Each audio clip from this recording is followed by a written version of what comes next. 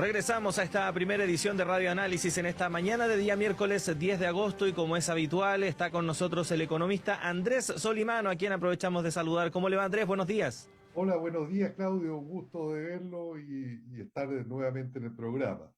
Sí, lo mismo decimos nosotros, Andrés, para hablar de diversos temas que han marcado un poco la discusión en materia económica en nuestro país.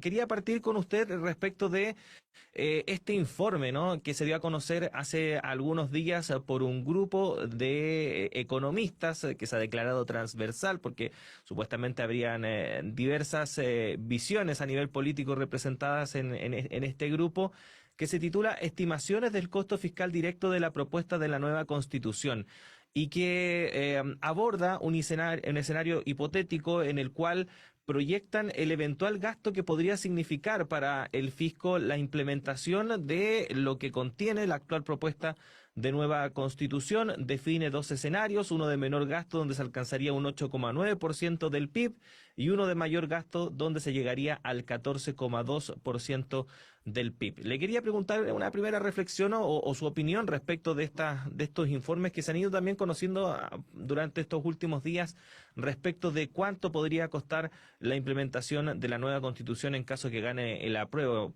para el Estado, básicamente.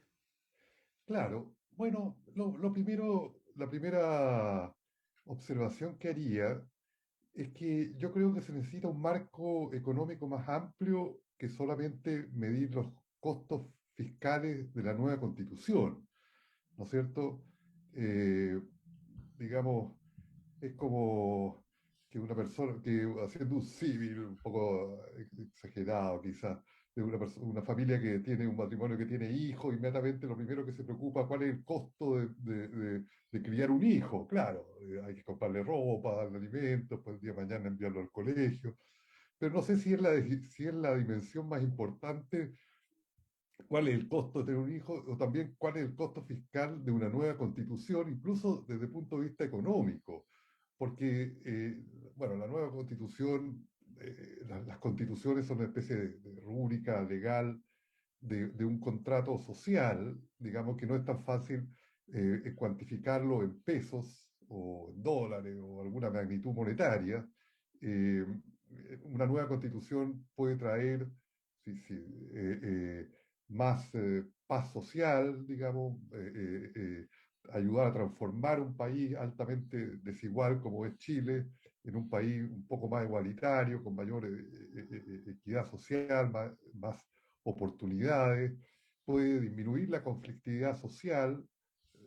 Evidentemente hay una conflictividad, no sé si es social, yo creo que un poco de las élites medio desplazadas con el proceso constituyente, más que una conflictividad que uno vea en las poblaciones o en los lugares rurales o en las poblaciones obreras. Yo no me da la impresión que sea esa la conflictividad, es la conflictividad de las élites medio desplazadas por una asamblea constituyente bastante popular que las dejó fuera en sus deliberaciones. Entonces, también una nueva constitución puede traer mayor aumento de productividad del trabajo.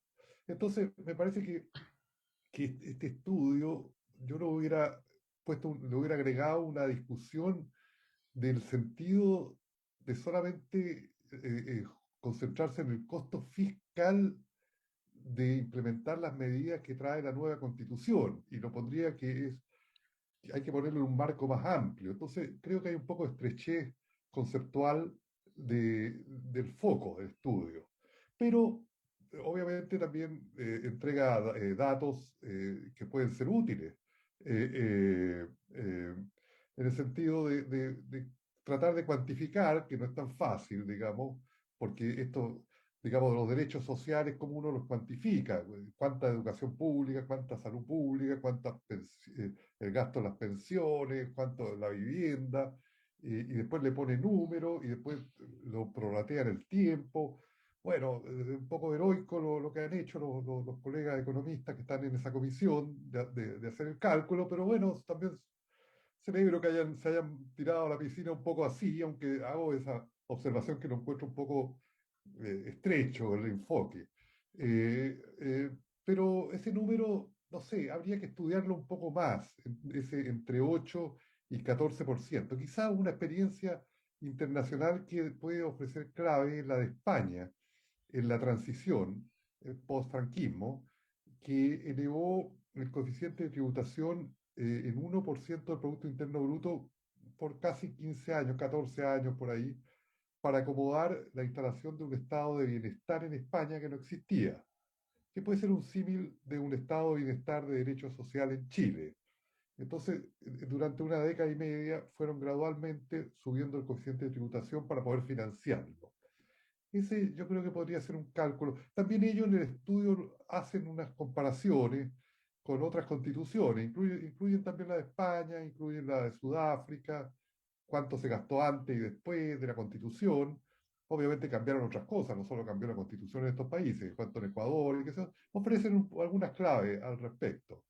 Yo lo encuentro un ejercicio potencialmente útil, pero le pondría varios grados, varias cucharadas de sal para interpretar los resultados Ujú, o de claro, azúcar. porque sí, porque básicamente son estimaciones, porque efectivamente, como usted señala, hay varias variables que, no soy especialista, pero que por sentido común me parece que son bastante complejas de poder analizar, como efectivamente qué es lo que va a pasar con el crecimiento económico Claro, o la gradualidad también con la que se va a ir implementando la nueva constitución, porque si bien hay normas transitorias que dan cierta certeza respecto de cómo puede ir avanzando el proceso de implementación. Todo esto va a pasar también por muchos debates que se van a dar en el Congreso. Entonces ahí hay un montón de leyes que supuestamente van a regular lo que dice la nueva Constitución, que tampoco tenemos certeza cuándo van a salir. sí, sí. No, tiene muchos supuestos implícitos este tipo de estudios y bueno, es un brochazo a brocha, es una pintada brocha gorda, muy gorda, para cosas que tal vez un cuadro más que requiere un pincel delgado y no una brocha gorda. Entonces, bueno, se lanzaron en eso, hay que tomar los resultados con bastante cautela porque los supuestos implícitos son muchos y hay muchas cosas que ellos no modelaron, como el efecto del crecimiento económico, efectos sobre la desigualdad y otras cosas que no son tan cuantificables, pero que son muy importantes en un cambio constitucional. Ujú.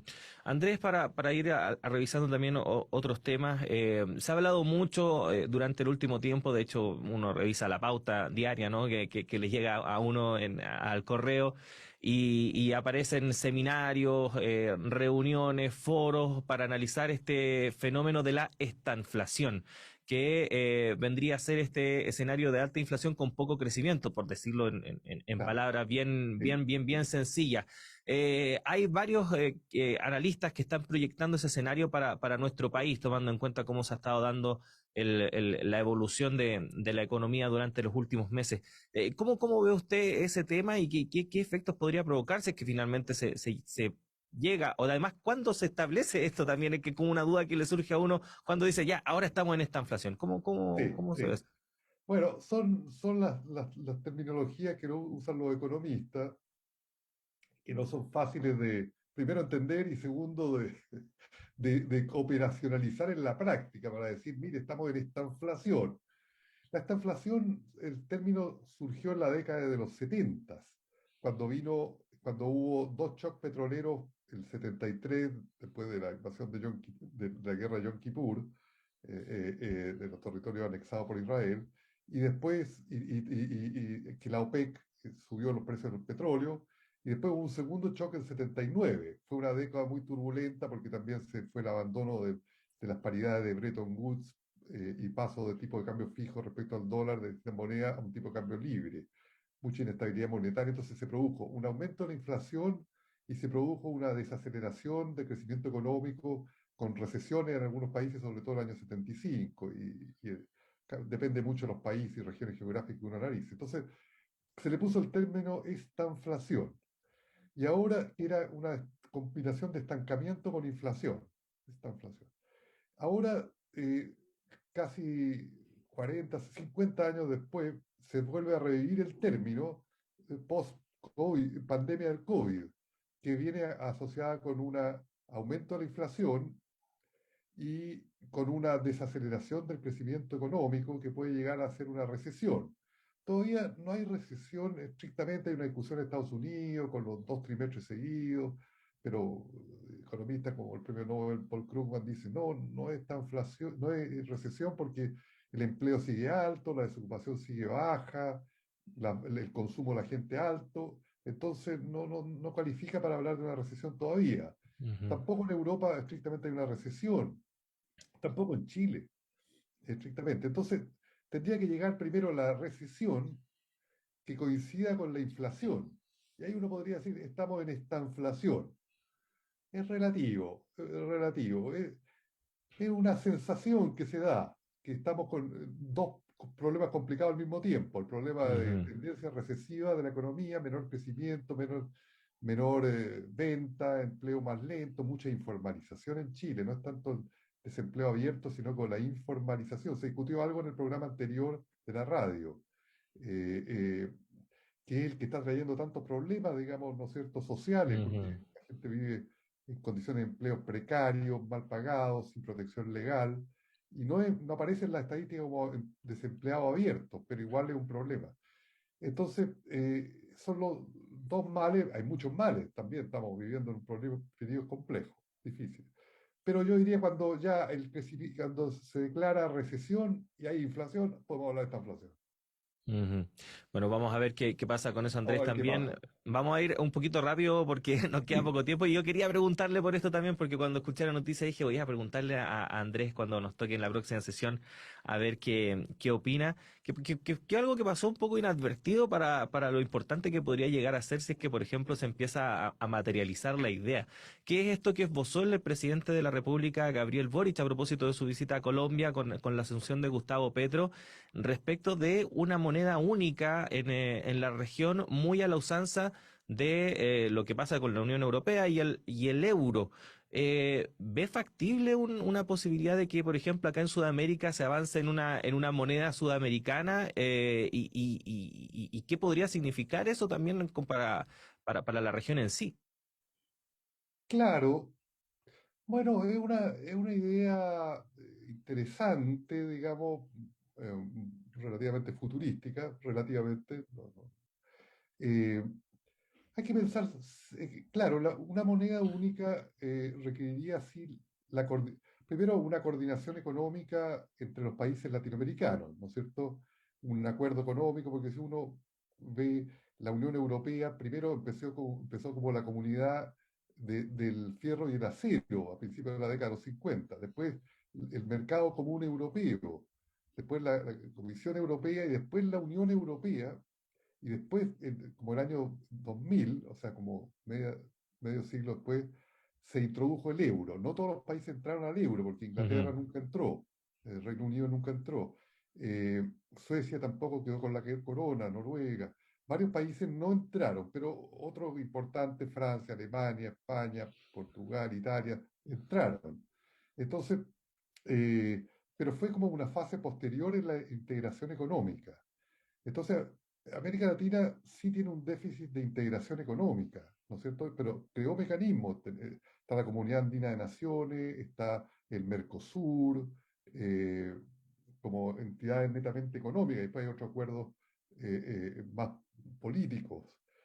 No es, yo creo que es una idea interesante, la interpretaría idea más interesante de abogar por la integración económica de los pueblos latinoamericanos. Quizás eso el presidente Boric lo tiene en mente, ¿no es ujú, cierto?